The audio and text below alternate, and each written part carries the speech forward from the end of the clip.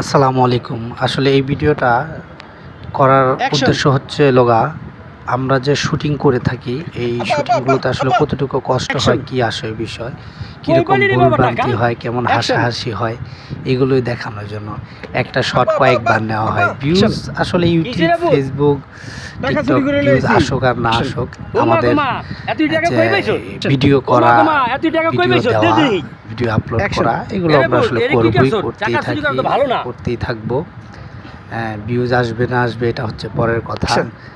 তো অনেক ভুলভ্রান্তি হয়, একটা শট কয়েকবার নিতে হয়। শুটিং আসলে অনেক কষ্ট। অনেকেই ভিডিও দেখে মনে করে যে এইগুলো তো করা আসলে কোনো বিষয় না।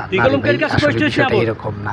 আপনি যখন শুটিং করতে যাবেন তখন বুঝতে পারবেন যে শুটিং করাটা কত কষ্ট। ঠিক আছে, একটা শট যে কতবার নিতে হয় দেখেন ওরা কি করছে, দেখেন কতটুকু হাসাহাসি, কি যে মজার একটা দৃশ্য, এগুলো আসলে ভাবা যায় না। সহজ মনে হইতেছে না।